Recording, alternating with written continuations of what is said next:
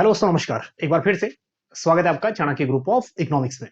दोस्तों, UGC net जून 2023 के economics के पेपर को हम लोग डिटेल में एनालिसिस कर रहे हैं। आज है हमारा ओवरऑल पार्ट 4 और पार्ट 4 में आज हम लोग डिस्कस करेंगे स्पेशली जो क्वेश्चंस पूछे गए थे इंटरनेशनल इकोनॉमिक्स, पब्लिक फाइनेंस मतलब पब्लिक इकोनॉमिक्स और उसके बाद इन्वायरमेंटल इकोनॉमिक्स।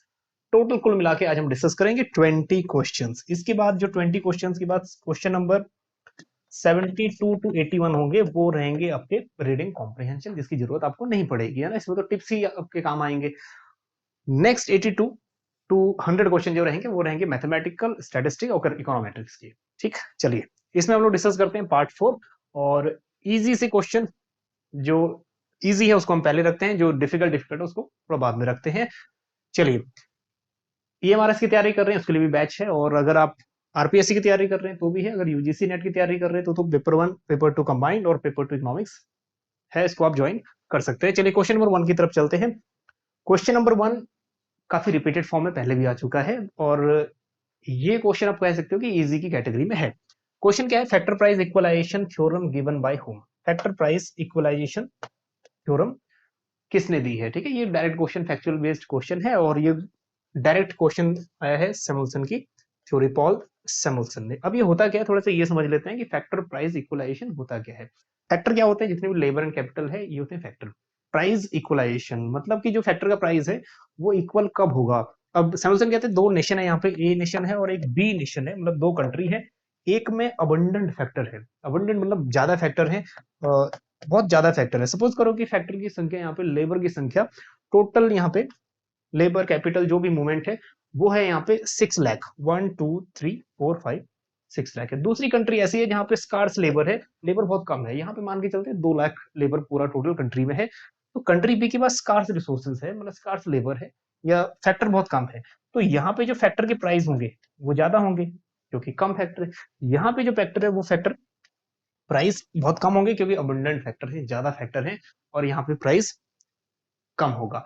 अब होता ये है कि जिस नेशन के पास फैक्टर नहीं है वो फैक्टर मंगाएगा यहाँ से, ठीक है, यहाँ से ये फैक्टर मंगाएगा इधर, तो यहाँ एक ये चला गया तो इधर रह गई 3 लाख, और इस बार फिर से मूवमेंट होता है मान लो इधर, तो यहाँ एक और लेबर बढ़ गया, मतलब 1 लाख लेबर और बढ़ गई सपोज करो, अब हो गया 4 लाख। अब एक टाइम ऐसा आएगा जहां इस मार्केट में और इस मार्केट में, दोनों ही नेशन में लेबर की सप्लाई या फिर फैक्टर की सप्लाई इक्वल हो जाएगी।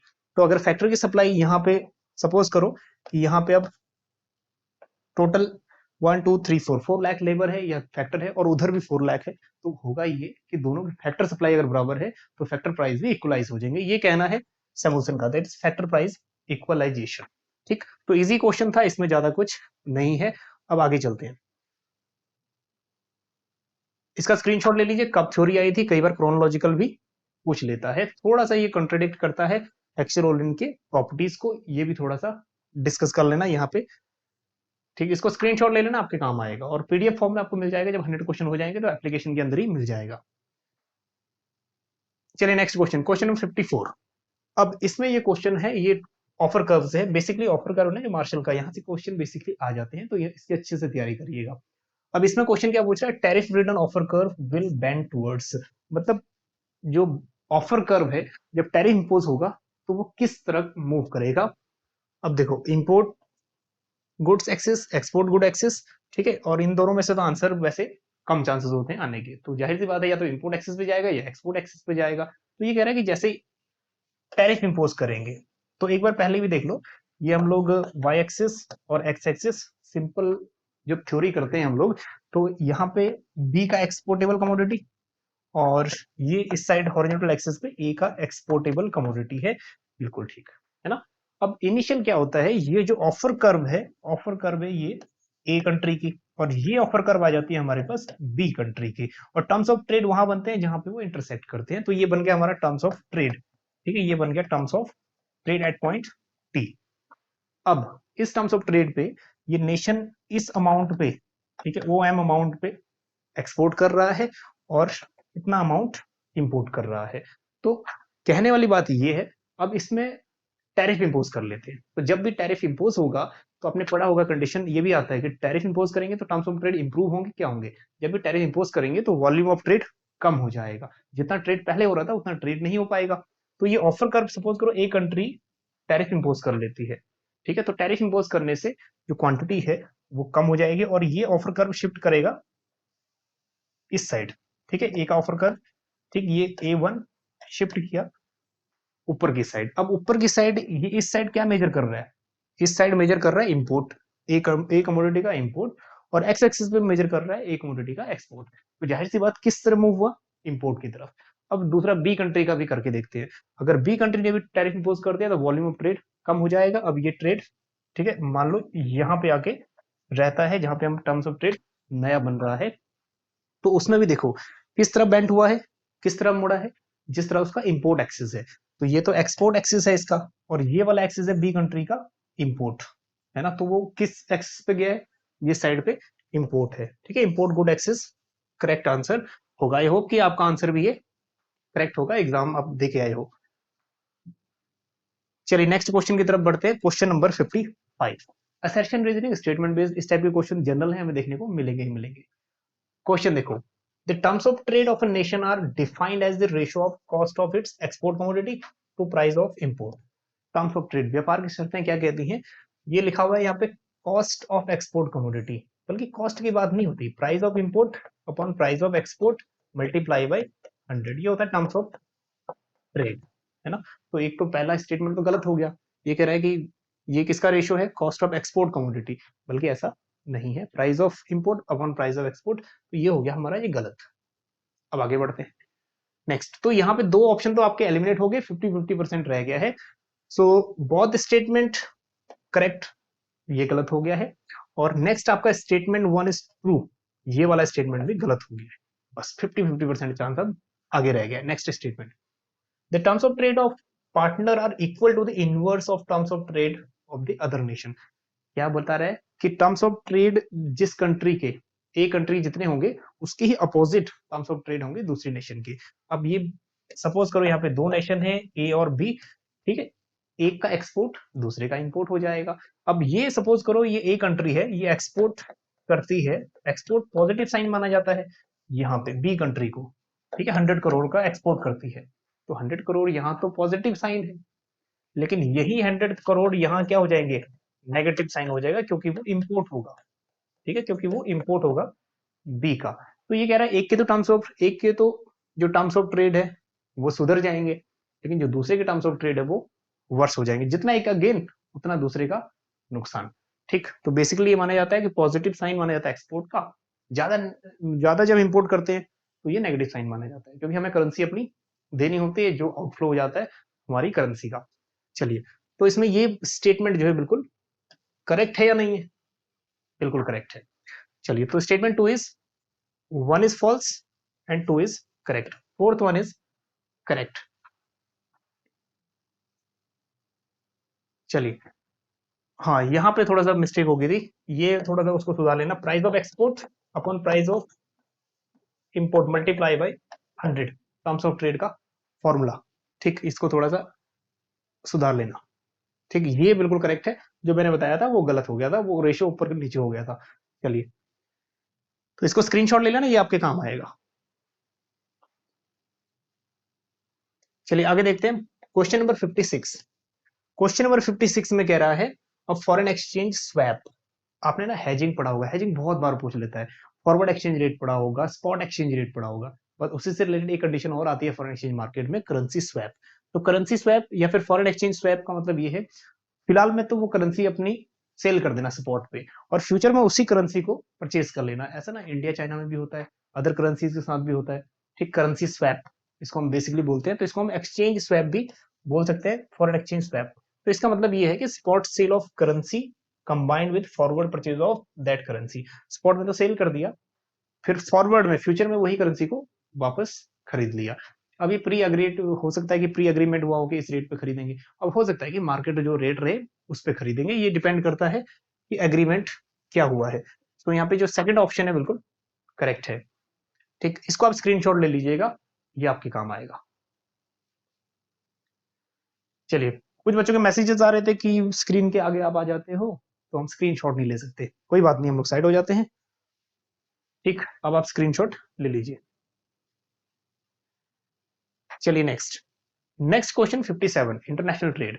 अब इसमें हेडक्वार्टर पूछ लिए हैं, तो इस टाइप के क्वेश्चन भी मुझे लगता नहीं है कि किसी का गलत हुआ होगा। मोस्ट ऑफ द स्टूडेंट्स इसमें 90% बच्चों का तो सही हुआ होगा। गेट बहुत इजी सा है, WTO का ऑफिस कहाँ है, जिनेवा में है। गेट भी तो वही है, पुराना नाम उसका, तो जिनेवा ये करेक्ट है। ए IMF Washington DC, world bank ये ट्विन ऑर्गेनाइजेशन है, सेम डेट को सेम टेबल पे सेम रूम में सेटअप हुए हैं ट्विन ऑर्गेनाइजेशन, तो ये इनका वॉशिंगटन DC बिल्कुल करेक्ट है। ABC तो बिल्कुल करेक्ट है ना। आगे देखो IDA जो सॉफ्ट लोन प्रोवाइड करता है, या क्वेश्चन ये भी आ जाता है कि IDA कब डेवलप हुआ था और कौन से टाइप के लोन प्रोवाइड करता है। ठीक, तो सॉफ्ट लोन प्रोवाइड करता है न्यूयॉर्क में बता रहा है, बल्कि ये क्या है, पार्ट है, सब्सिडरी है वर्ल्ड बैंक का ही, तो इसमें वॉशिंगटन DC आना चाहिए, तो डी बिल्कुल करेक्ट नहीं है। नेक्स्ट है एशियन डेवलपमेंट बैंक। बेसिकली आपने सुना होगा Asian development bank headquarter Manila, तो मनीला में तो हेडक्वार्टर है, लेकिन वहां भी एक जगह का नाम पूछ लिया है, दैट इज मेंडालियो योंग। अब इसको प्रोनाउंसिएशन जैसे भी करो अपनी लैंग्वेज में, तो ये मनीला में ही है, फिलीपींस। तो यहाँ पे A B C और E, दैट इज ABC और E, फोर्थ ऑप्शन करेक्ट है। चलिए, सबके हेडक्वार्टर और उनका डेट ऑफ स्टैब्लिशमेंट, इसका स्क्रीनशॉट ले लीजिए, काम आएगा कि कौन से सेटअप कब हुआ था। यहाँ पे एक्सप्लेन करेंगे ना तो बहुत ज्यादा टाइम वेस्ट होगा, नोट्स बना लीजिए, काम आएंगे। हालांकि ये नोट्स ऑलरेडी आपने बनाए हुए होंगे, काम आएंगे। चलिए, IMF और वर्ल्ड बैंक का सेम रहेगा। नेक्स्ट IDA उसका सब्सिडरी है, 1960 में आया था। बेसिकली क्वेश्चन बनता है यहां से, कंसेशनल लोन्स और सॉफ्ट लोन कौन सी ऑर्गेनाइजेशन या सब्सिडरी, ठीक है, पब्लिश करती है या फिर देती है soft loan? Asian development banks, ठीक, तो मलांदा लुयोंग, उसके बाद मनीला जो फिलीपींस में है वो, ये देख लीजिएगा। चलिए आगे देखते हैं, नेक्स्ट क्वेश्चन 58 की तरफ बढ़ते हैं। क्वेश्चन नंबर 58 रिपीटेड क्वेश्चन है, और इस टाइप के क्वेश्चन बहुत बार किस सेंस में पूछे ये भी सुन लो। एक बार क्वेश्चन आया यूजीसी नेट में कि विच of the following is the highest level of economic integration, economic integration highest कौन सा है, ये पूछा गया है। उसमें एक ऑप्शन में आपका इकोनॉमिक यूनियन हाईएस्ट है। बहुत सारे क्वेश्चन फ्री ट्रेड एरिया और कस्टम यूनियन से पूछे गए हैं, ठीक है। और एक क्वेश्चन तो एज इट इज ये क्वेश्चन प्रीवियस ईयर का है, और इसमें क्या पूछा गया है, असेंडिंग ऑर्डर में, ठीक, degree of integration, economic integration पूछा गया है। तो जब भी हम डिग्री ऑफ इकोनॉमिक इंटीग्रेशन करते हैं, सबसे पहला जो आता है वो आता है प्रेफरेंशियल ट्रेड एरिया। अब प्रेफरेंशियल ट्रेड एरिया का मतलब ये होता है कि जितने भी नेशन है या मेंबर नेशन है या फिर दूसरे जो नेशन है, उनको एक प्रेफरेंस दिया जाता है। जैसे इंडिया नेपाल को प्रेफरेंस देता है, ठीक, तो इसमें होता है प्रेफरेंशियल। इसमें क्या होता है ना, जितने भी रिस्ट्रिक्शंस है वो एलिमिनेट तो नहीं होते सर, हाँ, कुछ कुछ रिड्यूस हो जाते हैं, ठीक, और लेकिन प्रेफरेंस मिलता है किसी स्पेसिफिक कंट्री को। नेक्स्ट सेकंड नंबर पे ये आ जाता है हमारे पास free trade area. Free trade area, अब फ्री ट्रेड एरिया में जितने भी टैरिफ्स हैं, यहाँ टैरिफ सब थोड़े से कम किए जाते हैं, लेकिन यहाँ पे जितने भी मेंबर नेशन के साथ टैरिफ वो सब हटा दिए जाते हैं। अब जितने भी नॉन मेंबर नेशन है, थोड़ा ध्यान से सुनिएगा, जितने भी नॉन मेंबर नेशन है, उन नेशन के साथ हर एक कंट्री अपनी अपनी टैरिफ पॉलिसी यूज करती है। जो मेंबर नेशन है उनके साथ तो कोई टैरिफ नहीं है, अदर जो नॉन मेंबर नेशन है, सब कंट्री अपनी अपनी, ठीक है, टैरिफ पॉलिसी अडॉप्ट करती है। नेक्स्ट आ जाता है हमारे पास कस्टम यूनियन। अब कस्टम यूनियन का क्या काम है ये भी देख लो। ये फ्री ट्रेड की तरह ही है, फ्री ट्रेड एरिया की तरह ही है। यहाँ भी जो टैरिफ है ना, वो पूरे अबॉलिश हो जाते हैं मेंबर नेशन के साथ, लेकिन नॉन मेंबर नेशन के साथ same level of tariff impose होते हैं। जो नॉन मेंबर है, सभी जो मेंबर नेशन है नॉन मेंबर के साथ सेम टैरिफ अडॉप्ट करेंगे, अपना अपना टैरिफ अडॉप्ट नहीं करेंगे, ठीक है जी, है कस्टम यूनियन।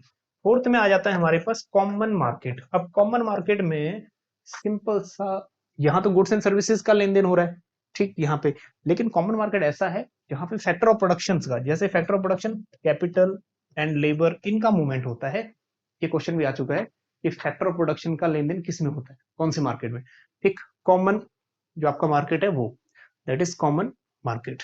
लास्ट में हमारे पास बचता है हमारे पास इकोनॉमिक यूनियन। अब इकोनॉमिक यूनियन जो है ना हमारा, ये सबसे highest level of economic integration है।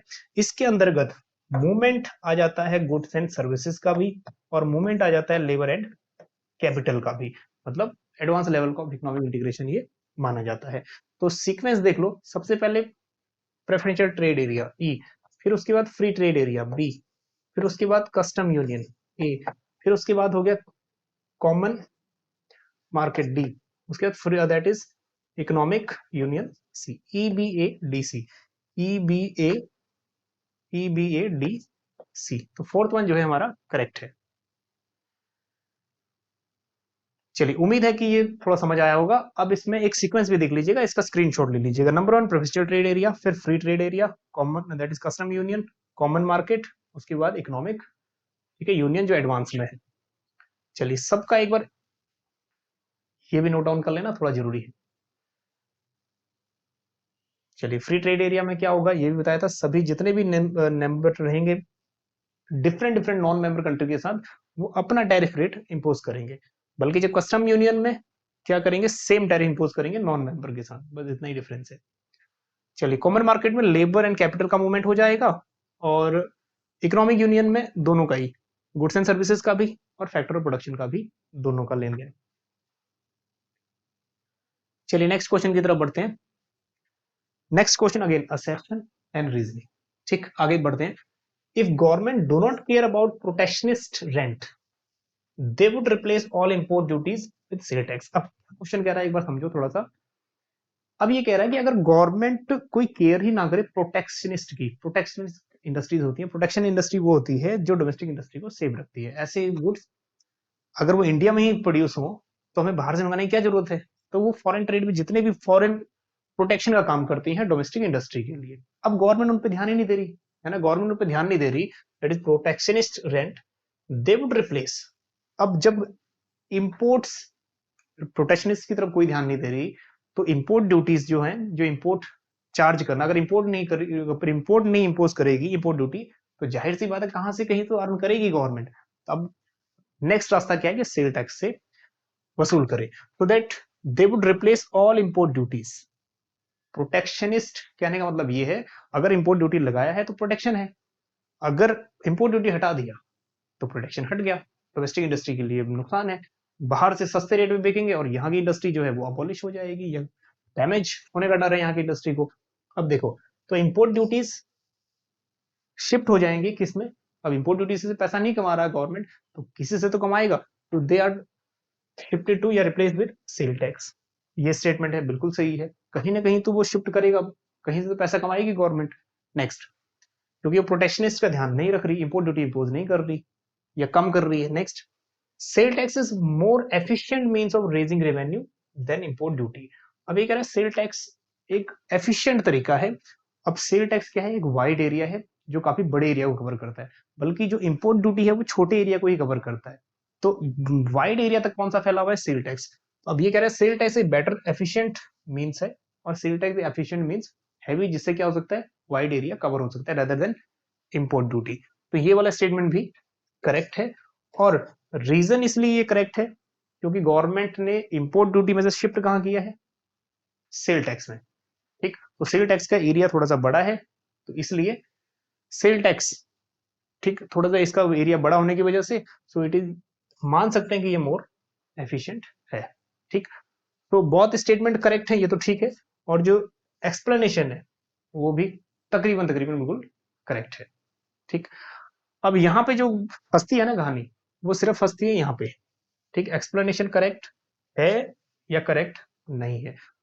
इसमें भी एक चीज ये है कि अगर स्टेटमेंट या अगर रीजन बिल्कुल मैच खा रहा है आपके स्टेटमेंट पे, ठीक, असर्शन पे या स्टेटमेंट पे बिल्कुल मैच खा रहा है या मैच कर रहा है, तो चांसेस हैं कि वो असर्शन भी बिल्कुल सही है, एक्सप्लेनेशन भी बिल्कुल सही है, मतलब रीजन भी सही है और एक्सप्लेनेशन भी सही है। चलिए नेक्स्ट, क्वेश्चन नंबर 60।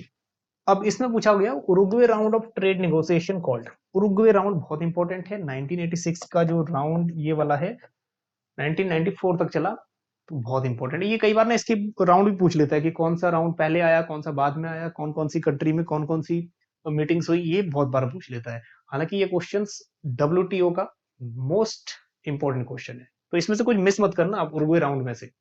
1986 से लेकर 1994 तक, 95 में तो हमारा WTO ही आ गया था। ठीक, तो इसमें क्या हुई ना, कुछ कुछ चीजें जो इंट्रोड्यूस हुई थी सीधा डिस्कस कर लेते हैं नेक्स्ट पेज पे, उसके एज इट इज हैं जो जो भी चीजें इंट्रोड्यूस हुई थी या जिन बातों पे फोकस किया था। अब देखो, reduction of the average tariff on industrial goods, industrial goods पे टैरिफ रिड्यूस करने की बात बिल्कुल की गई थी। क्वाटाज जो है रिप्लेस होंगी टैरिफ में, ये भी बात कही गई थी। जितने भी क्वाटाज हैं, यही चीज 1991 में इंडिया ने भी अडॉप्ट की। जितने भी क्वाटाज थे, क्वाटाज क्या होते हैं ना, क्वांटिटी रिस्ट्रिक्शंस होते हैं। जैसे फॉरेन में हमने कोई चीज मंगानी है तो अब टैरिफ की जगह क्वाटा इंपोर्ट कर देते हैं। क्वाटाज क्या मतलब क्वांटिटी। सपोज करो हम जापान से टीवी मंगा रहे हैं, तो क्वांटिटी इंपोज करती 1000, तो ये क्वाटाज हो गया। अब हम सिर्फ 1000 क्वांटिटी ही मंगा सकते हैं, तो ये क्वाटा रिस्ट्रिक्शन को हटा दिया। उसकी जगह क्या यूज कर दिया, टैरिफ, है ना। टैरिफ यूज करेंगे जैसे इंपोर्ट ड्यूटी है, टैक्सेस हैं, वैसे। The reduction in agriculture export subsidy industrial और एग्रीकल्चर दोनों को ही रिडक्शन करने की बात की। अलग अलग नेशन को अलग अलग हिसाब से थोड़ा बहुत इसमें छूट भी मिली। नेक्स्ट, तो ये वाला स्टेटमेंट बिल्कुल करेक्ट है। Anti dumping and safeguards to be relaxed. Anti dumping, जो डंपिंग होता है ना, इसे दूसरे कंट्री हम चीपेस्ट रेट में बेच देते हैं। डब्ल्यूटीओ इसको भी, ठीक है, मार्केट डिस्टॉर्शन में मानता है, मतलब ये भी मार्केट को नष्ट कर रही है, तो डंपिंग को कभी बढ़ावा नहीं देता डब्ल्यूटीओ। तो ये anti dumping and safeguard to be relax किया है, मतलब इन चीजों में ढील दी गई सुरक्षा में, तो ढील वगैरह नहीं दी गई, है ना। एंटी डंपिंग सपोर्ट किया कि डंपिंग ठीक नहीं है, तो एंटी डंपिंग में कोई ढील नहीं दी गई। तो ए बी सी डी जो है, A B C D correct है। और जो दैट इज ई ऑप्शन है, वो तो हमें पहले ही लग रहा है कि ये ऑप्शन गलत है ही। चलो, तो इसको एक बार स्क्रीनशॉट ले लेना। कब आया था, 20 सितंबर 1986, उरुग्वे, ठीक। और कब तक चला, मोरक्को 15 अप्रैल 1994 तक। और इस बीच में डिफरेंट डिफरेंट मीटिंग्स हुई डिफरेंट डिफरेंट कंट्रीज, और उनका सीक्वेंस ही पूछ लेता है। चलिए, तो जितने भी अब उरुग्वे राउंड में जो जो बातें हुई थी, इसका स्क्रीनशॉट ले लीजिएगा। बातें वही हैं जो हमें क्वेश्चन में पूछा गया है।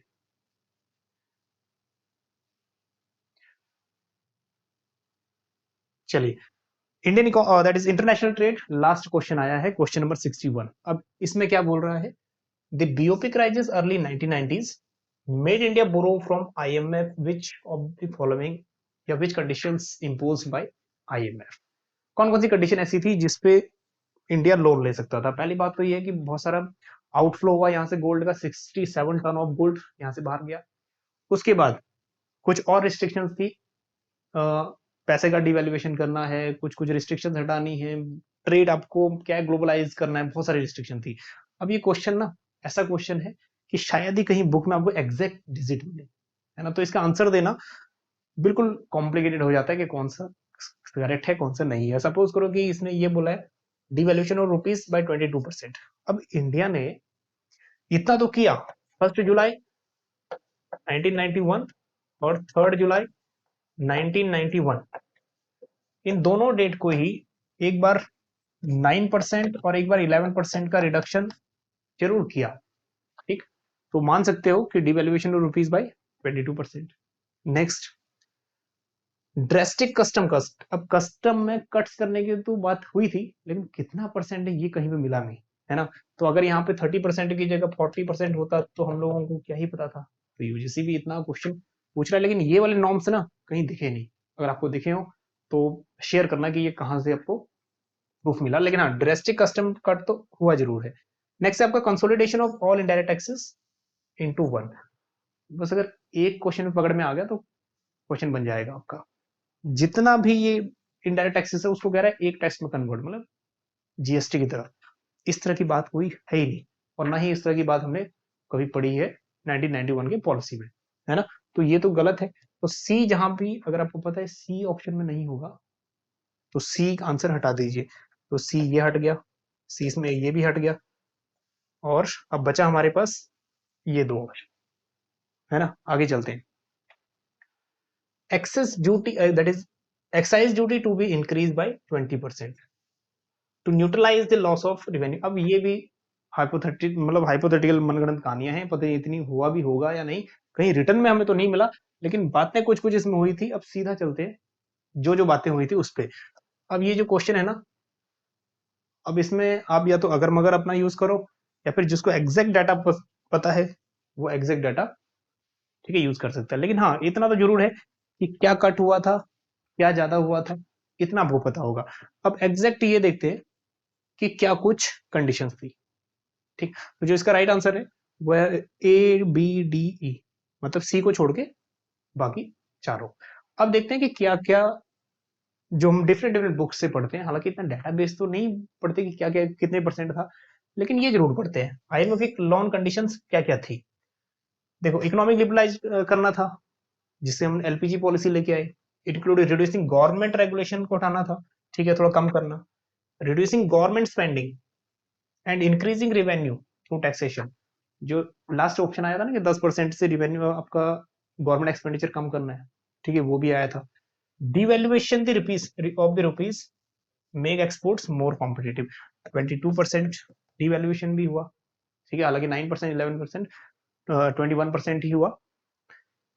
Eliminating subsidies and reducing trade barriers, ठीक है, ट्रेड बैरियर्स भी हटे, सब्सिडीज भी एलिमिनेट की। Improving the efficiency of state own enterprise, जितने भी PSUs हैं, ठीक है, उनकी कंडीशन सुधारी गई। Strengthening the banking sectors, banking sectors का रोल अब क्या कर दिया, प्राइवेट करना शुरू कर दिया ज्यादातर, ठीक है, ताकि मैनेजमेंट सिस्टम वहां का बढ़िया हो। Next, improving governance and reducing corruption, ठीक है, इसकी बात भी हुई। और जितने भी ये कंडीशन थी, ये इंपोज हुई थी, इंपोज की थी IMF ने। लेकिन क्वेश्चन हमें जो पूछ लिया ना, इसमें डाटा यूज कर दिया, तो डाटा यूज करने से तो क्वेश्चन थोड़ा सा कॉम्प्लिकेटेड बन गया, ठीक। लेकिन आप प्रिपेयर रहिएगा नेक्स्ट टाइम इस टाइप के डाटा के लिए। चलिए नेक्स्ट आप चलते हैं, पब्लिक फाइनेंस। कितने क्वेश्चन आए? 6 क्वेश्चन। चलिए क्वेश्चन नंबर 62, पब्लिक फाइनेंस का क्वेश्चन नंबर 1। अब क्वेश्चन क्या कह रहा है, रैम्से रूल्स में से क्वेश्चन आ गया। अभी तक ये प्रीवियस ईयर में आया था, Ramsey rules is a relationship between. अब ये रिलेशन किसका है? इलास्टिसिटी ऑफ डिमांड और टैक्सेशन के बीच का। चलिए, so tax rate should be higher on the goods that has lower price elasticity of demand. अब ये रूल्स कहता क्या है, next time as it is question ना आ जाए या ऊपर नीचे करके क्वेश्चन ना बता दे। रैम्से रूल्स कहता क्या है, जब इलास्टिसिटी ऑफ डिमांड आपका लो रहेगा या कम रहेगा, तो उस समय जो टैक्सेस है उसको बढ़ा देना चाहिए, और इलास्टिसिटी ऑफ डिमांड अगर बढ़ेगा आपका, तो उस समय टैक्सेस कम कर देने चाहिए। इसको बोलते हैं inverse elasticity of, inverse relation between taxation and elasticity of demand. अब है क्या कॉन्सेप्ट, एक बार फिर से समझो।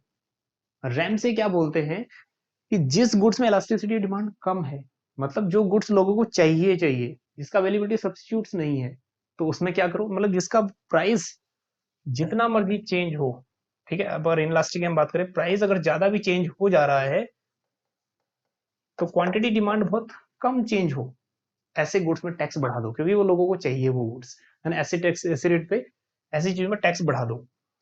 जिसमें इलास्टिसिटी डिमांड कम है, ठीक है, लोगों को कोई फर्क नहीं पड़ता, लोगों को ज्यादा थोड़ा सा प्राइस चेंज होने से डिमांड ज्यादा चेंज हो जाता है, या फिर उनको निग्लिजिबल इफेक्ट पड़ता है, मार्केट में सब्स्टिट्यूट बहुत है, उन चीजों में टैक्स कम कर दो, है ना। तो ये इनवर्स रिलेशन है इलास्टिसिटी और टैक्सेशन के बीच का, ठीक, बिल्कुल करेक्ट है। नेक्स्ट, तो ए तो करेक्ट है, और यूजीसी स्मार्ट है, सब ए में ए ही करेक्ट कर दिया। नेक्स्ट,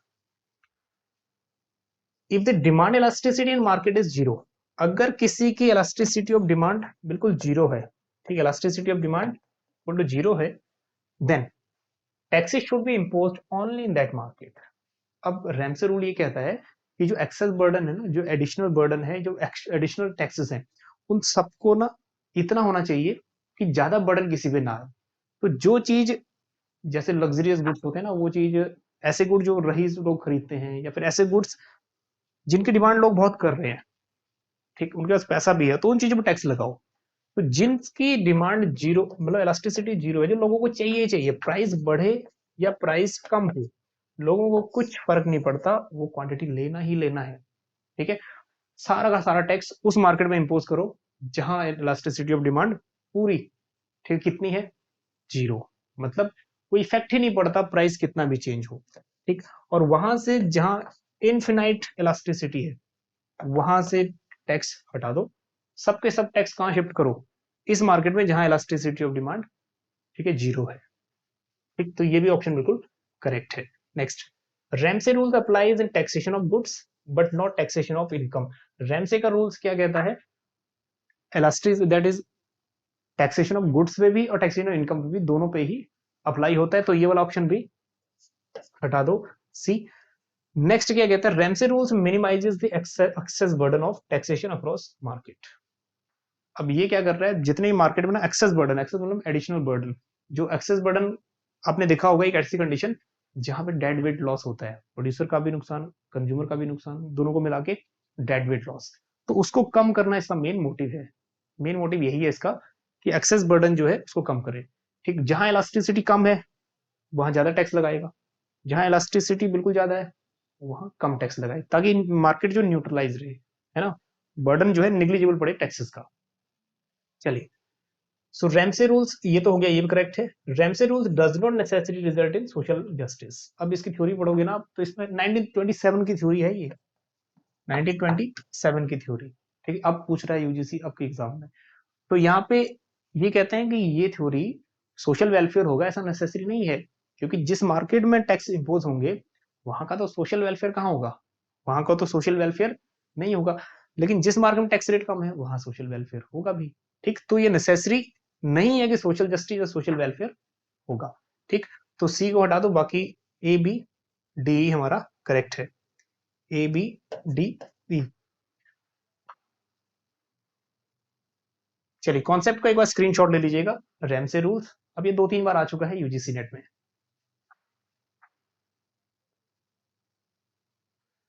चलिए, क्वेश्चन नंबर 63। क्वेश्चन नंबर 63 अब ग्रॉस फिजिकल डेफिसिट से आ गया। फिजिकल डेफिसिट ना बहुत क्वेश्चन ऐसा है जो बार बार क्वेश्चन आ जाता है। एक्चुअली क्या है ना, फिजिकल डेफिसिट और ग्रॉस फिजिकल डेफिसिट एक ही चीज है। अब पहले फिजिकल डेफिसिट देख लो। फिजिकल डेफिसिट आपने देखा होगा, it is difference between total expenditure minus total receipt. Total receipt में जो है ना हमारा एक कैपिटल रिसिप्ट भी होता है, तो इसीलिए हम क्या कर देते हैं, एक्सक्लूडिंग बोरोइंग, बोरोइंग को एक्सक्लूड कर देते हैं। अब आइए आगे, जो टोटल एक्सपेंडिचर है इसके भी दो पार्ट होते हैं। एक हो गया हमारे पास revenue expenditure plus capital expenditure. उसके बाद नेक्स्ट टोटल रिसिप्ट, इसमें भी हमारे पास दो पार्ट होते हैं, एक revenue receipt plus capital receipt. अब कैपिटल रिसिप्ट में ही एक पार्ट छुपा होता है, क्या, बोरोइंग का। तो जब हम फिजिकल डेफिसिट निकालते हैं तो एक्सक्लूड कर देते हैं बोरोइंग, यहां हम लिख देते हैं वहां पे अदर देन बोरोइंग। ठीक है, अदर देन बोरोइंग, तो ये लिख देते हैं वहां पे, ताकि बोरोइंग, और हमेशा ये होता है कि उतना ही बोरोइंग लेता है जितना घाटा हो, तभी एक कंडीशन आती है physical deficit equal to borrowing. ठीक है, ये कंडीशन भी आपने देखी होगी, जितना घाटा होगा उतना ही बोरोइंग लेता है ताकि इकोनॉमी बैलेंस हो जाए। चलिए, तो ये है हमारी फिजिकल डेफिसिट की मीनिंग। अगर यही मीनिंग बार बार अलग अलग तरीके से पूछ लेता है, क्योंकि जो जो ये रिसिप्ट है ना, ये कैपिटल रिसिप्ट, इसी को हम दूसरा नाम भी दे देते हैं। ठीक, नॉन डेप्ट क्रिएटिंग कैपिटल रिसिप्ट भी बोल लेते हैं, तो डिफरेंट डिफरेंट नेम से इनको बुलाते हैं हम लोग। चलिए, ग्रॉस फिजिकल डेफिसिट में सबसे पहले जो अप्रोप्रिएट आंसर है ना उसकी तरफ चलते हैं, जो अप्रोप्रिएट है आंसर। सबसे पहले इसमें क्या है ना, रिवेन्यू डेफिसिट। जितना भी रिवेन्यू डेफिसिट है, दो चीजें हैं, revenue expenditure minus revenue receipt. ठीक, ये जितना भी डेफिसिट है रिवेन्यू का, ये हो गया।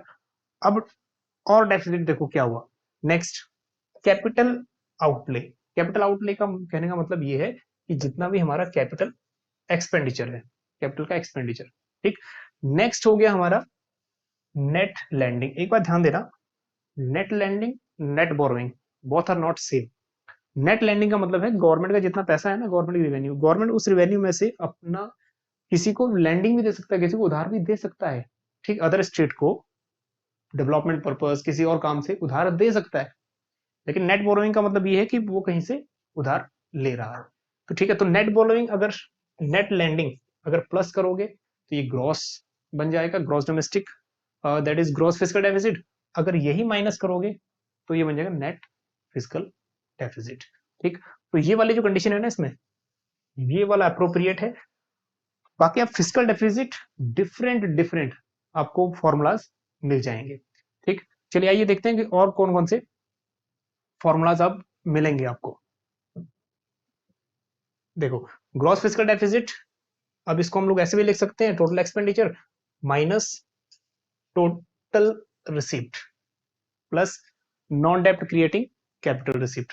अब नॉन डेप्ट क्रिएटिंग कैपिटल असेट्स वो है जिसमें हम लोग, या गवर्नमेंट रिसिप्ट तो करती है देखो कैपिटल रिसिप्ट जब भी करेगा, कैपिटल रिसिप्ट वो होते हैं जो आपकी लाइबिलिटी को बढ़ा देगी और असेट्स को कम कर देगी, क्योंकि वो रिसिप्ट क्यों कर रहे हो आप, या तो आप बोरोइंग से कर रहे हो, बोरोइंग करोगे तो लाइबिलिटी बढ़ेगी, ठीक है, और अगर कैपिटल रिसिप्ट अपने असेट्स को बेच के कर रहे हो, तो असेट बेच के कर रहे हो तो असेट्स डिक्रीज होंगे। तो इसलिए नॉन डेप्ट क्रिएटिंग कैपिटल असेट रिसिप्ट वो है जिसमें गवर्नमेंट अपने कैपिटल को बेच भी देता है, मतलब कैपिटल रिसिप्ट भी ले रहा है वो डिवैल्यू डिसइन्वेस्टमेंट करके, लेकिन लाइबिलिटी भी इंक्रीज नहीं हो रही उसकी। तो ऐसे असेट्स जिनको, या ऐसे ऐसी रिसिप्ट जिनसे गवर्नमेंट कैपिटल को रिसिप्ट भी कर रही है, कैपिटल रिसिप्ट के बावजूद भी उसकी लाइबिलिटी नहीं बढ़ रही, ठीक है, अगर लाइबिलिटी इंक्रीज नहीं हो रही कैपिटल रिसिप्ट करने के बावजूद भी, तो उसको बोलते हैं नॉन डेप्ट क्रिएटिंग कैपिटल रिसिप्ट, ठीक है। ये फॉर्मूला भी हो सकता है, इसको भी याद रख लो। सो थ्योरेटिकल फॉर्मूला ये हो गया, ठीक। तो डिफरेंट डिफरेंट फॉर्मूला से आप ग्रॉस फिस्कल डेफिसिट या फिस्कल डेफिसिट को कैलकुलेट कर सकते हो। बेसिक टर्मिनोलॉजी यूज होती है वो ये है ना, बेसिक हम लोग ये यूज करते हैं। बाकी डिफरेंट डिफरेंट जगह पे आपको डिफरेंट डिफरेंट तरीके से मेथोडोलॉजी मिल जाएंगी, क्योंकि डिफरेंट डिफरेंट जो टर्म्स है ना वो यूज होती है। तो इसको बेटर ये रहेगा कि अपने नोटबुक में जितने भी फॉर्मूला है इसके वो सभी को नोट करो आप, ठीक। चलिए, तो कई बार रिकवरी ऑफ लोन बताता है, कई बार रिकवरी ऑफ लोन किसी मिसिंग होता है, ठीक। और कई बार अदर कैपिटल रिसिप्ट, कुछ चीज इसमें मिस हो जाता है, कुछ दे देता है। तो डिफरेंट एग्जाम में ना डिफरेंट डिफरेंट तरीके से पूछ लेता है। चलिए नेक्स्ट, नेक्स्ट पूछ रहा है arrange the relative weightage of percentage assigned the following criteria according to 15th that is 14th finance commission. 14th finance commission के अंदर हॉरिजॉन्टल डिवोल्यूशन जो होता है ना, कि डिफरेंट डिफरेंट वेटेज, वो देख लो। हालांकि अगर एक दो भी आपको आते होंगे तो आपका आंसर बन गया होगा। इनकम डिस्टेंस सबसे ज्यादा वेटेज है 45%। नेक्स्ट एरिया पे जो है 15%, पॉपुलेशन पे भी 15% है, याद रखिएगा। डेमोग्राफिक चेंज 2011 पॉपुलेशन के अकॉर्डिंग 12.5 है। फॉरेस्ट कवर है 10%, ठीक है, स्क्रीनशॉट ले लीजिए कहां पर है। चलिए, अब इसको करना है हमें वेटेज, ठीक है, असाइन।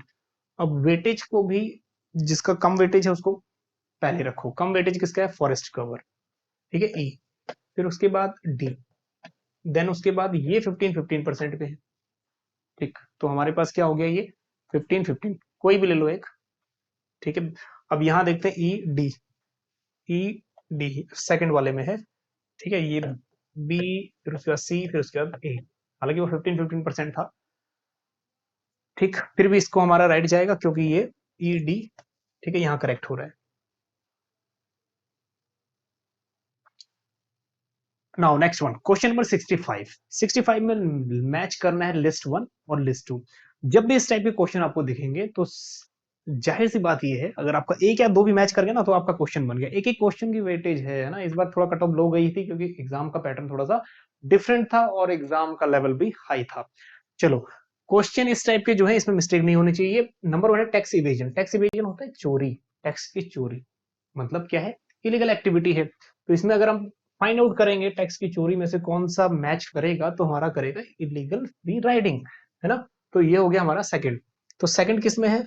फर्स्ट में और थर्ड में। तो ये दो मेथड हमारे एलिमिनेट हो गए। अब आगे चलते हैं। Next, effective incidence of tax. देखो, इफेक्टिव इंसिडेंस ऑफ टैक्स वो होता है जो फाइनल मनी बर्डन, ठीक है, जिसपे फाइनल मनी बर्डन आता है उसको हम बोलते हैं इफेक्टिव इंसिडेंस। मतलब जिस पे बर्डन आया वही पे कर रहा है उसको, है ना, फाइनल मनी बर्डन। नेक्स्ट, अब फाइनल मनी बर्डन का अगर हम देखें, देखो या तो हमारे पास थर्ड हो सकता है या फिर फोर्थ हो सकता है ना, अगर हमारा सेकंड बिल्कुल करेक्ट है। देखो, third oblige to deliver taxes revenue to government, ये तो नहीं हो सकता। नेक्स्ट आपका not necessarily correspond to own home taxes imposed. हालांकि ये क्या है, अल्टीमेटली जो फाइनल मनी बर्डन है वो बताता है इंसिडेंस ऑफ टैक्स, है ना, इंसिडेंस ऑफ टैक्स मतलब फाइनल मनी बर्डन। तो यहाँ पे ये ऑप्शन नहीं है, लेकिन उससे मिलता जुलता है, not necessarily correspond to own home tax is imposed, ठीक। तो अब इसको फोर्थ को बिल्कुल ही कर सकते हैं। अगर फोर्थ में भी डाउट है तो आगे मूव कर जाओ। Next, legal incidence of tax. Legal incidence of tax मतलब कि लीगल तरीका। अब इसमें देखो, legal incidence of tax that is oblige to deliver tax revenue to the government. Legal process यही है कि आप ऑब्लाइग हो गवर्नमेंट को टैक्स देने के। तो मैच कर जाता है हमारा ये थर्ड से थर्ड, ठीक है, थर्ड से थर्ड, तो ये वाला हमारा थर्ड ऑप्शन करेक्ट नजर आ रहा है। नेक्स्ट आपका फिजिकल इल्यूजन। अब फिजिकल इल्यूजन होता क्या है, इसको फिजिकल इल्यूजन में ना हमें ये लगता है कि गवर्नमेंट जो है खर्चा ज्यादा कर रही है, गवर्नमेंट अपना एक्सपेंडिचर बढ़ा रही है, लेकिन साथ साथ क्या करती है वो टैक्सेस में भी एडजस्टमेंट करती है, टैक्सेस को भी बढ़ा बढ़ा देती है। लेकिन हमें ये लगता है कि फिजिकल गवर्नमेंट तो एक्सपेंडिचर कर रही है हमारे लिए, लेकिन साथ के साथ वो टैक्सेस में भी एडजस्टमेंट करती है, कम ज्यादा करती है ना टैक्सेस को भी। अगर इधर से टैक्सेस बढ़ गया, उधर से गवर्नमेंट एक्सपेंडिचर बढ़ गया, फायदा क्या हुआ। लेकिन हाँ, इल्यूजन क्रिएट हो गया, लोगों को लगता है कि गवर्नमेंट एक्सपेंडिचर बढ़ रहा है तो इनकम बढ़ रही है, लेकिन साथ साथ टैक्स रेट भी थोड़ा थोड़ा चेंज कर देती है, इंक्रीज कर देती है गवर्नमेंट। तो इल्यूजन क्रिएट होता है ये। हालांकि यहाँ पे दिया हुआ है बॉन्ड फाइनेंसिंग। अब बॉन्ड फाइनेंसिंग का मतलब ये होता है कि कोई भी एक पार्टी दूसरे पार्टी को पैसा उधार दे रही है, उसके बदले बॉन्ड ले रही है साइन करके, है ना, बॉन्ड। तो अब बचा हमारे पास एक ही है, तो बॉन्ड फाइनेंसिंग बोल सकते हैं। हालांकि बॉन्ड फाइनेंसिंग और फिजिकल इल्यूजन में कुछ ज्यादा एक रिलेशन तो बिल्टअप नहीं हुआ, लेकिन हाँ यूजीसी है, पूछ लिया क्वेश्चन। ठीक, तो फर्स्ट रह गया था हमारे पास, लास्ट तो हो गया हमारा थर्ड। ठीक, तो अगर एक दो भी बन गया ना आपका इस टाइप का क्वेश्चन, तो आंसर आपके बन जाएंगे। ठीक, टैक्स इवेजन इलीगल एक्टिविटी है, ठीक है। Next, effective incidence of concern who ultimately bear the burden of tax, है ना, फाइनल मनी बर्डन। चलिए, तो लीगल इंसिडेंस जिसके लिए हम लोग ऑब्लाइग्ड पे करने के लिए टैक्सेस, किसको, गवर्नमेंट को। और फिजिकल इल्यूजन क्या है, एक बार ये देख लीजिए, ये टर्म्स किसने दिया था, इटालियन इकोनॉमिस्ट एमिल केयर फुवियानी ने दिया था 1903 में अपनी बुक में, और जिनका बुक का नाम था थ्योरी ऑफ फाइनेंशियल इल्यूजन। ठीक है ये। और इसके बाद मनी इल्यूजन भी है, ये भी क्वेश्चन आ चुका है कि किसने फर्स्ट टाइम किसने दिया था ना, मनी इल्यूजन कॉन्सेप्ट किसने दिया था, एक बार थोड़ा सा कमेंट करेंगे, ये क्वेश्चन प्रीवियस ईयर में आ चुका है यूजीसी में। चलिए, फिजिकल इल्यूजन कब कब अराइज होता है और क्या है, एक बार इसका स्क्रीनशॉट ले लीजिएगा, ठीक है, पढ़ लीजिए। इल्यूजन का मतलब होता है भ्रम। चलिए आगे देखते हैं। विच of the following in true in case of social goods. हाँ जी, सोशल गुड्स मतलब पब्लिक, आपका ये जो क्वेश्चन है पब्लिक गुड्स का है। इमेजिन इमेजिन करो public goods, pure public goods है क्या, ऐसे गुड्स जो गवर्नमेंट दे रही है हमें, जैसे सीवेजेस फैसिलिटीज दे रही है, वाटर सप्लाई फैसिलिटीज दे रही है, स्ट्रीट लाइट दे रही है। अब ये प्राइवेट कंपनीज नहीं करती, ये क्या करती हैं, गवर्नमेंट प्रोवाइड करती हैं, जिसको सभी यूज करते हैं mainly. So public goods are non rival in natures, non rival है, हम किसी को मना नहीं कर सकते यूज करने के लिए, है ना। पब्लिक गुड्स में अब ये भी गुड्स आ जाते हैं, हवा पानी वगैरह भी आ जाता है ना, सनलाइट वगैरह भी आ जाती है, प्योर पब्लिक गुड्स, ये पब्लिक गुड्स की कैटेगरी में। तो नॉन राइवल होते हैं, हम किसी को मना नहीं कर सकते, और नॉन एक्सक्लूडेबल होते हैं। ठीक, तो एक की कम होने से, एक की यूज करने से दूसरे के लिए खत्म भी नहीं हो सकते। नेक्स्ट, तो ए तो करेक्ट है, यूजीसी ऑलवेज स्मार्ट, ए सब में करेक्ट है। Next, efficient provision of social goods need political process of the budget determination. जब बजट डिटर्मिनेशन होता है, जब बजट निर्धारित होता है ना, तो पब्लिक गुड्स, सड़कें कितनी बनेंगी, सीवीजेस कितने बनेंगे, या फिर डैम्स कितने बनेंगे, रिवर्स कितनी बनेंगी, ये सब चीज भी डिसाइड हो जाता है। तो पॉलिटिकल प्रोसेस बहुत जरूरी है इसमें भी, है ना। तो ये भी ऑप्शन बिल्कुल करेक्ट है। नेक्स्ट चलते हैं। Efficient provision of social goods involve horizontal rather than vertical addition of individual demand. अब आपने कंडीशन देखा होगा, जितने भी सोशल गुड्स या फिर जितने भी पब्लिक गुड्स होते हैं, उनकी डिमांड कर्व वर्टिकल जाती है। वर्टिकल कहने का मतलब ये है कि जितने भी रिसोर्सेज हैं, ठीक है, इनका कोई अदर ऑल्टरनेटिव्स, ठीक है, या फिर अदर ऑल्टरनेटिव नहीं है, जैसे एयर है, एयर आप लोगों को चाहिए, है ना, उसका ऑल्टरनेटिव क्या मिलेगा, तो इसमें आपकी इलास्टिसिटी ऑफ डिमांड, ठीक है, वो आपको चाहिए ही चाहिए, एयर। और अगर सनलाइट है, वो भी आपको चाहिए, सनलाइट चाहिए। ठीक, और जो गवर्नमेंट जितनी भी, अगर हम बात करें पब्लिक गुड्स की बारे में, सोशल गुड्स जो गवर्नमेंट प्रोवाइड कर रही है, वो भी आपको चाहिए, है ना, रोड चाहिए, डैम चाहिए, उसके बाद जितने भी हमारे पास स्ट्रीट लाइट्स हैं, ये भी चाहिए, और वाटर सप्लाई है, वो भी चाहिए। ठीक, तो वो क्या है, हमारी उसकी जो डिमांड चली जाती है ना, ये वर्टिकल एडिशन भी आ जाती है, elasticity demand approx approx zero. बल्कि जितने भी प्राइवेट गुड्स होते हैं, इनकी डिमांड हॉरिजॉन्टल एक्सिस पे जाती है, जितने भी प्राइवेट गुड्स होते हैं, सब्सिट्यूट बहुत ज्यादा होते हैं। ठीक, और ये देख लीजिएगा, इसमें जो ऑप्शन है यहाँ पे, ये वाला गलत हो गया, ये कह रहा था हॉरिजॉन्टल, बल्कि वर्टिकल होना चाहिए था यहाँ पे। नेक्स्ट, तो सी हो गया हमारे पास गलत, है ना, सी गलत इसमें है, तो ये हट गया, सी इसमें है, ये भी हट गया। ठीक, अब इन दोनों में से आंसर हो सकता है। आगे चलते हैं। Among purely private goods and purely social goods there is a mix cases. कुछ गुड्स ना मिक्स भी होते हैं, जो गवर्नमेंट भी प्रोवाइड करती है, प्राइवेट में भी, मतलब सोशली भी उसको यूज करते हैं और प्राइवेटली भी उसको यूज करते हैं।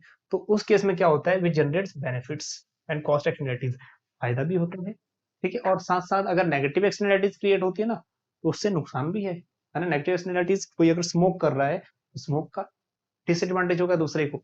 तो बेनिफिट तो होते हैं, लेकिन कॉस्ट एक्सटर्नैलिटीज भी होती हैं, जो सोशल और प्राइवेट गुड्स अगर मिक्स चलेंगे, है ना। और एक क्वेश्चन आपने देखा होगा, which of the following are reason of market failure. Market failure के केसेस में कौन सा रीजन है, सोशल गुड्स या प्राइवेट गुड्स। मार्केट फेल किससे होता है, हमेशा मार्केट फेल होता है पब्लिक गुड्स से, है ना।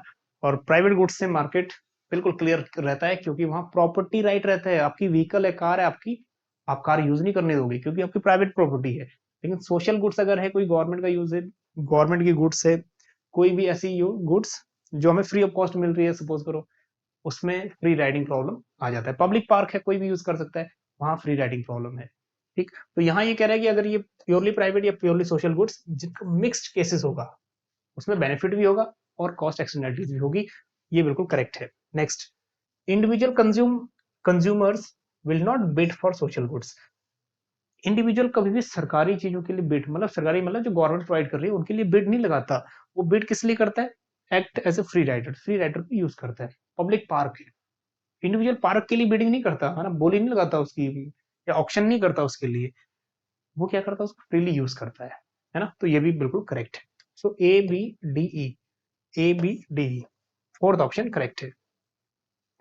बहुत जरूरी है आपके लिए ये स्क्रीनशॉट लेना, इनका स्क्रीनशॉट ले लीजिए, पीजीटी लेवल पे भी ना बहुत ज्यादा यूज होगा ये, ठीक।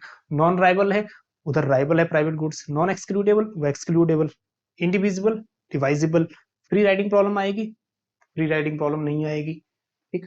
मार्जिनल कॉस्ट अप्रोक्स जीरो, वहां पे जीरो नहीं रहेगी, ठीक है। Same commodity available at different prices, वहां पे क्या है, डिफरेंट क्वांटिटी, जितने भी क्वांटिटी रहेगी वो सबको सेम सेम रेट पे प्राइवेट में मिल सकती है ना, जैसे सेम रेट होते हैं सभी के लिए। सो यहाँ पे collect taxes for varying amount of highway, बड़ी गाड़ियों के लिए बड़ा टैक्स, छोटी गाड़ियों के लिए छोटा tax. So aggregate demand calculated vertical addition, यहां से क्वेश्चन पूछ लिया, और वहां पे रहेगा horizontal addition. Next, question number 67। अब इस क्वेश्चन में कह रहा है, which of the following is not true in case of incidence of tax. अब इंसिडेंस ऑफ टैक्स और इंपैक्ट ऑफ टैक्स, ये दोनों का ना डिफरेंस आ जाता है कई बार। Incidence of tax means final money burden, और impact of tax means initial money burden. तो ये क्वेश्चन फिर से दोबारा सुन लीजिए, जब भी इंपैक्ट आता है that means impact of taxation means initial money burden, जो शुरुआती का मनी बर्डन है। और जब हम बात करते हैं इंसिडेंस ऑफ टैक्स, तो ये है फाइनल मनी बर्डन, ठीक है। इंपैक्ट ऑफ टैक्सेशन आपका इनिशियल बर्डन है, incidence of taxation final money burden है। चलिए आगे देखते हैं। Number 1, imposition of tax raises price and lowers quantity. जब भी टैक्स इंपोज करेंगे तो प्राइस बढ़ेगा और क्वांटिटी कम होगा, ये कह रहा है, बिल्कुल ठीक कह रहा है। एक बार इसको डायग्रामेटिक भी प्रूव कर लेते हैं। जैसे ही टैक्स इंपोज होगा, टैक्स बढ़ने से प्राइस बढ़ते हैं ना, ये इनिशियल डिमांड है और ये इनिशियल सप्लाई है। तो जैसे ही हम लोग टैक्स इंक्रीज करेंगे तो प्राइस बढ़ेंगे, तो प्राइस बढ़ेंगे तो नया सप्लाई कर्व शिफ्ट होगा यहाँ पे, ठीक है। S1 सप्लाई तो कम होगी, इसके साथ साथ महंगे रेट पे कोई खरीदेगा भी नहीं उसको, है ना, तो डिमांड भी कम होगी। तो इस रेट पे ये बिल्कुल करेक्ट है, टैक्सेस से प्राइस बढ़ेंगे और उससे क्या होगा, क्वांटिटी लोअर जाएगी। Next, the resulting price increase of tax rise, tax rise किए गए हैं मार्केट में जिससे प्राइस बढ़ा है, रिजल्टिंग प्राइस इंक्रीज, ठीक है, ड्यू टू टैक्सेस विल डैम्पन्ड, डैम्पन्ड का मतलब होता है निराश करना, दैट इज निरुत्साहित करना, if tax is impose in monopolistic market.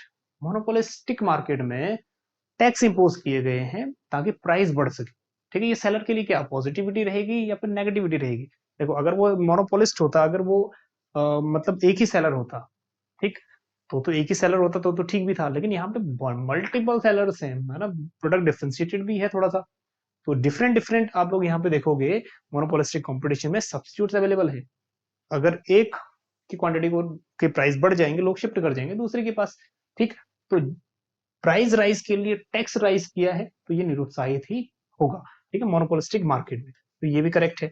Next, one would be in a better position to avoid the taxes.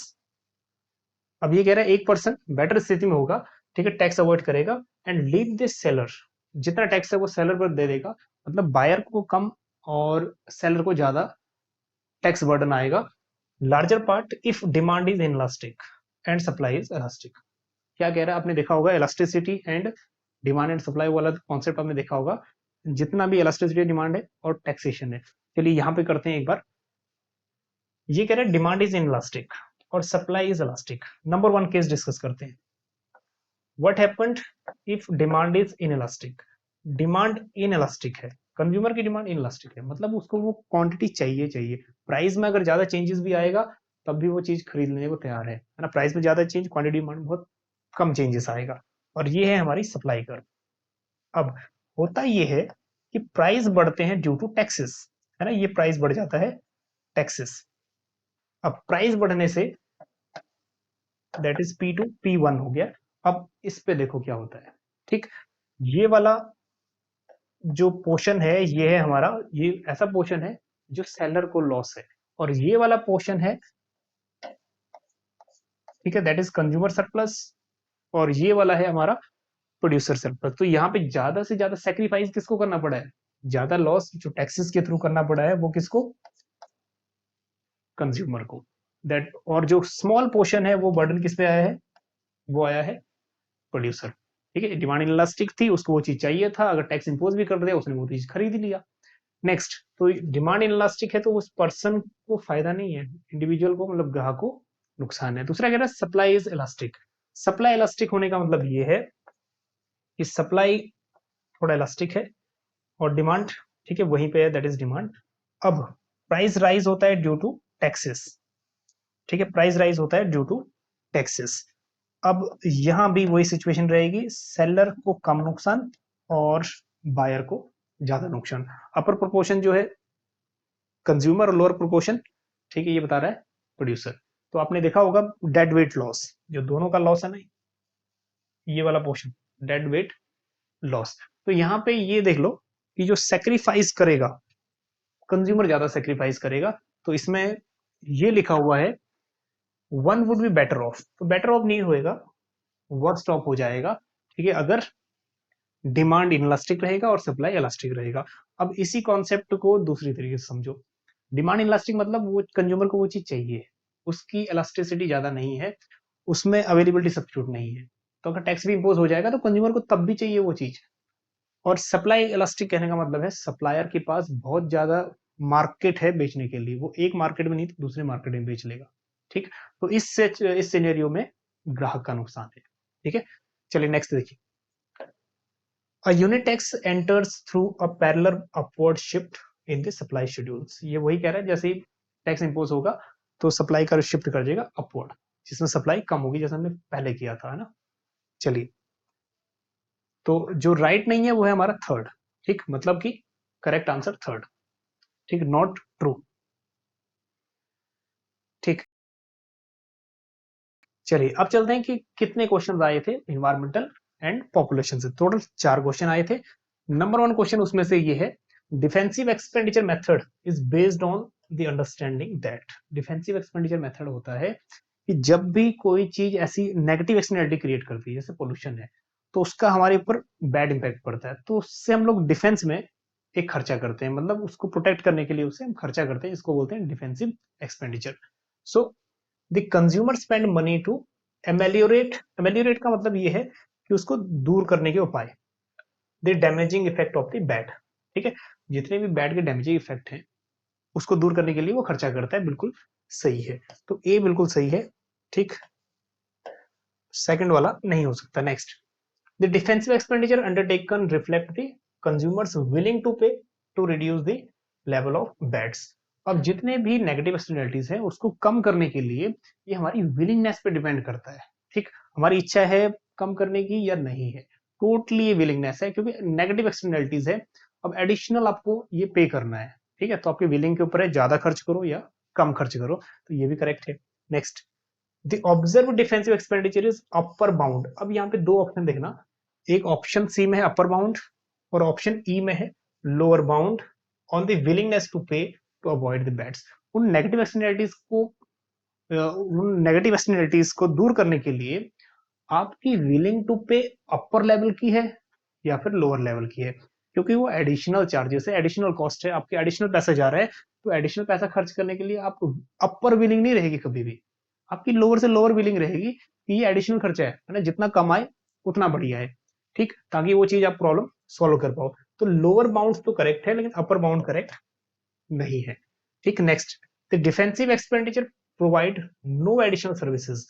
अब डिफेंसिव एक्सपेंडिचर जो हो रहा है आपको एडिशनल सर्विसेज तो नहीं देने वाला, लेकिन एडिशनल खर्चा आपका जरूर है वो, ठीक है, other than provision, that is provisioning the desired environmental quality. जो भी क्वालिटी इन्वायरमेंट की इंप्रूव करना चाहते हो वो तो कर लोगे, लेकिन एडिशनल सर्विसेज आपको कुछ नहीं मिलेगा, तो ये भी करेक्ट है। Again A B D E, ठीक, ए बी डी ई, जितने भी ऑप्शन, मल्टीपल ऑप्शन थे ना, उनमें ज्यादातर वैसे A B D E correct हुए। चलिए, तो इसको स्क्रीनशॉट ले लीजिएगा।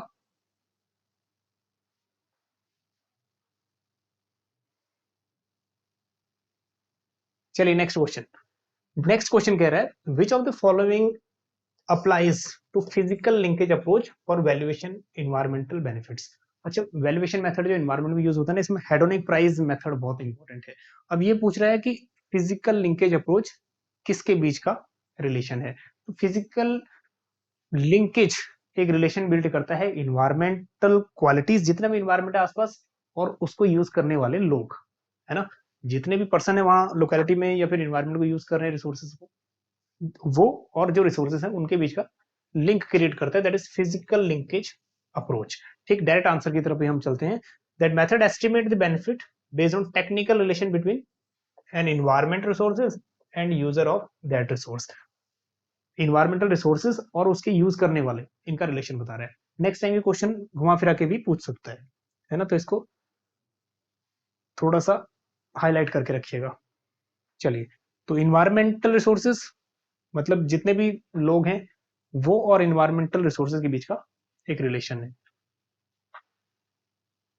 ठीक है, user and environmental resources. Next question, second last question है ये। Next, which of the following defines ambient standard in an environmental policy. Ambient का मतलब होता है एक optimum level of environmental quality. तो जितने भी बोर्ड है इन्वायरमेंट से रिलेटेड या फिर जितने भी पैरामीटर है, वो यही सोचेंगे कि इन्वायरमेंट की क्वालिटी जो है ऑप्टिमम रखी जाए, है ना। तो इसका जो राइट आंसर है, हम लोग सीधा उसकी तरफ चलते हैं। A standard that designates the quality level of some element of the environment to be achieved। मतलब एक ऐसी लेवल की इन्वायरमेंट क्वालिटी, ऑप्टिमम लेवल की, जो अचीव होनी चाहिए, है ना, इसको बोलते हैं एम्बिएंट स्टैंडर्ड। ठीक, सो थर्ड ऑप्शन इसमें करेक्ट है। चलिए, तो जैसे नेशनल एम्बिएंट एयर क्वालिटी, ठीक है, स्टैंडर्ड, ये वाला जो स्टैंडर्ड है, इसमें भी इन्होंने भी एक पैरामीटर तय किया हुआ है कि इस लेवल की क्वालिटी होनी चाहिए। अब ये भी देख लीजिए, कई बार एग्जाम में आ जाता है, ठीक है। NAAQS रेगुलेट 6 क्राइटेरियाज, और जो 6 क्राइटेरिया है इनमें ऑप्टिमम लेवल, ठीक है, अगर उससे कम है उससे ज्यादा है तो प्रॉब्लम है, अगर उतने लेवल का रहता है तो इन्वायरमेंटल क्वालिटी बेस्ट है ना। आपको पता ही होगा, दिल्ली में देखो आप, देखते ही हो कि पोल्यूशन लेवल काफी हाई रहता है।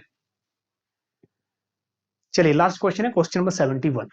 Again match 1, match 2। अब इसमें कह रहे हैं नंबर 1 कॉस्ट इफेक्टिवनेस।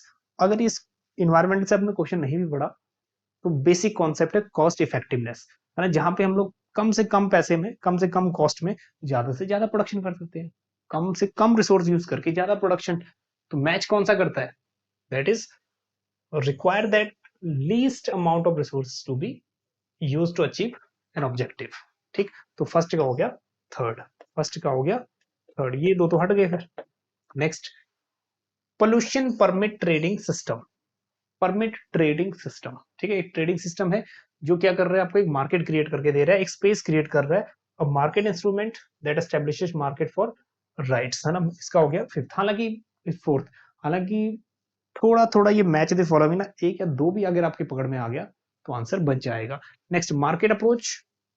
अब इसमें देखो, मार्केट अप्रोच, ठीक है, पॉलिसी दैट डायरेक्टेड या फिर एन इंसेंटिव बेस्ड पॉलिसी। ठीक, तो सबसे पहले इसको कर लो कमांड एंड कंट्रोल को, क्योंकि ये इजी है। कमांड एंड कंट्रोल होता है कि जब गवर्नमेंट रेगुलेट करती है या फिर कमांड करती है, या फिर जो जितने भी पनिशमेंट है या फिर जितने भी आपको लीगल तरीके से, जैसे हम कोई पॉल्यूशन क्रिएट करता है तो लीगल तरीके से क्या होता है, चार्जेस गवर्नमेंट इंपोज करती है वैसे ही, या रेगुलेट करती है। ठीक, so command and control approach means a policy that direct regulate polluted through use of standards, है ना, रेगुलेट कर रही है। तो ये हो गया वन, है ना, फोर्थ फिर हो गया लास्ट में वन। तो ठीक है, तो ये मार्केट अप्रोच का बन गया हमारे पास second, an incentive based policy that encourage conservation practices वगैरह। चलिए, तो मैच वन और मैच टू वाले जो क्वेश्चंस हैं, एक या दो भी अगर पकड़ में आ जाते हैं तो टोटल आपका एक क्वेश्चन सही होने के चांसेस हैं। चलिए, इसको स्क्रीनशॉट ले लीजिए। लास्ट में क्वेश्चन 72 से 81 जो है हमारा रीडिंग कॉम्प्रिहेंशन है, और रीडिंग कॉम्प्रिहेंशन एक सबसे बेस्ट तरीका ये है, सीबीटी होना है एग्जाम, मुझे तो पता ही है। कंप्यूटर अपना डेस्कटॉप पे, मोबाइल नहीं, कंप्यूटर डेस्कटॉप पे जितना आप रीडिंग प्रैक्टिस कर सकते हो उतना करो, बेस्ट रहेगा, क्योंकि फिजिकल पेपर नहीं है। चलिए, नेक्स्ट जो रहेगा हमारा 82 से 100 क्वेश्चंस, वो निशी सर सॉल्व करेंगे, स्टैटिस्टिक्स, इकोनोमेट्रिक्स और उसके बाद मैथमेटिकल इकोनॉमिक्स, है ना। तो हमारा ये पेपर हो जाएगा सॉल्व। चलिए, मिलते हैं आपको नेक्स्ट किसी भी एक नेक्स्ट टॉपिक के साथ। तब तक के लिए बने रहिएगा चाणक्य ग्रुप ऑफ इकोनॉमिक्स के साथ। Thank you so much.